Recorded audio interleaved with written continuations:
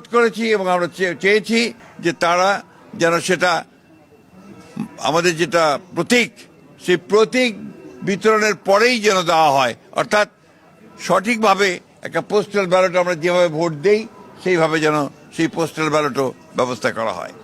এরপরে আমরা আপনার আরো কতগুলো বিষয় ছিল আমাদের, সেগুলো আমরা তুলে ধরেছি।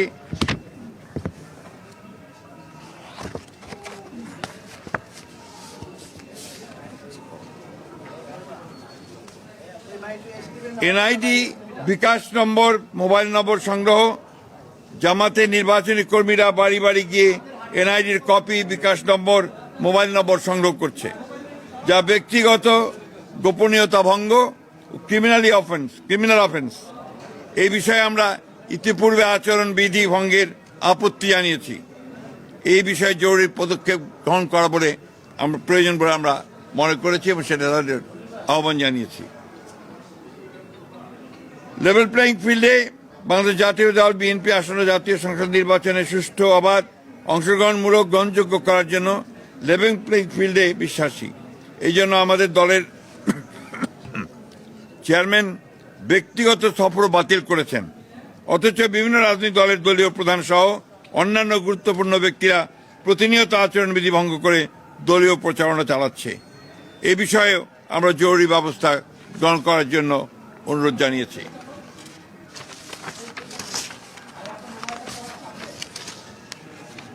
আরেকটি বিষয় যেটা আমরা অত্যন্ত গুরুত্বপূর্ণ মনে করেছি, ঢাকা মহানগরী এলাকার বিভিন্ন নির্বাচনী এলাকায় একটি রাজনৈতিক দল তাদের মনোনীত সমর্থিত প্রার্থীদের নির্বাচনে বিজয়ী করার অনৈতিক কূটকৌশল অবলম্বন করে ব্যাপক হারে দেশের ভিন্ন ভিন্ন এলাকা হতে ভোটার এলাকা পরিবর্তন পূর্বক ঢাকা মহানগর এলাকার ভোটার হিসাবে অন্তর্ভুক্ত হয়েছে। মোট কত সংখ্যক ভোটার কোন কোন এলাকা থেকে ঢাকা মহানগরীর কোন কোন এলাকায় সংসদীয় নির্বাচনী এলাকায় কোন কোন তারিখে এবং কি কারণে স্থানান্তর করা হয়েছে, ঘোষিত কারণসমূহ স্থানান্তরিত ভোটারদের বিস্তারিত বিবরণ জরুরি ভিত্তিতে আমাদেরকে সরবরাহ করার জন্য আমরা অনুরোধ করেছি। বিভিন্ন নির্বাচনী এলাকার রিটার্নিং অফিসার, সহকারী রিটার্নিং অফিসার, পুলিশ সুপার, থানার ভারপ্রাপ্ত কর্মকর্তা সহ অন্যান্য কর্মকর্তাবৃন্দ একটি দলের পক্ষে কিছু কিছু ন্যাক্কারজনকভাবে কাজ করছে বলে আমরা অভিযোগ পেয়েছি। সেই বিষয়গুলো আমরা তাদের গোচরীভূত করেছি।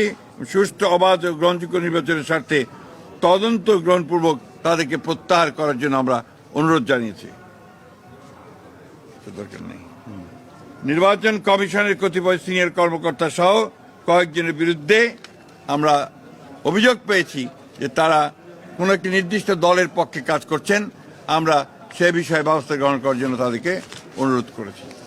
এই ছিল আমাদের আজকে তাদের সঙ্গে কথা বলা, এবং আমরা লক্ষ্য করেছি যে দুর্ভাগ্যজনকভাবে বিএনপি সবসময় নির্বাচন কমিশনকে সহযোগিতা করে এসেছে সুষ্ঠু, অবাধ, নিরপেক্ষ নির্বাচনের জন্য।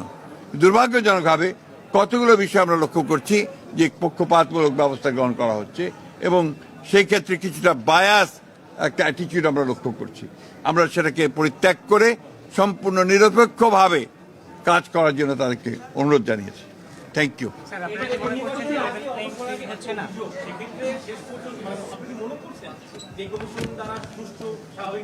আমরা সবসময় মনে করেছি যে এই কমিশন দ্বারা সুষ্ঠু নির্বাচন সম্ভব, যদি ছোট ছোট সমস্যাগুলোকে সমাধান করা যায় এবং আমরা যে বিষয়গুলো তাদের সামনে এনেছি তারা সেগুলো সমাধান করতে পারেন। আপনারা কি মনে করছেন লেভেল প্লেইং ফিল্ড হচ্ছে না?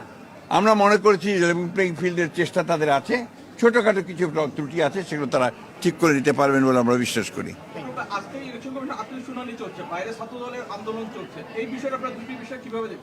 ছাত্রদলের আন্দোলন তো তারাও বলবেন তারা কিভাবে কেন করছেন, কি ব্যাপার তাদের বিষয়। তবে আমরা যেটুকু জানতে পেরেছি যে আপনার একটি বিশ্ববিদ্যালয়ের নির্বাচন আপনার যেটা বন্ধ করে দেওয়া হয়েছিল সেটা নির্বাচন কমিশন আবার তাদেরকে অনুমতি দিয়েছে নির্বাচন করার, যেটা আমরা মনে করি যে এটা সঠিক হয়নি, এটা আরো সমস্যা তৈরি করবে। সুতরাং সেই ক্ষেত্রে নির্বাচন কমিশনের উচিত হবে এই বিষয়টা নিয়ে তাদের পুনরায় সেই সিদ্ধান্ত গ্রহণ করা, তা না হলে এটা প্রশ্নবিদ্ধ হবে। Thank you. এই দিক দিয়ে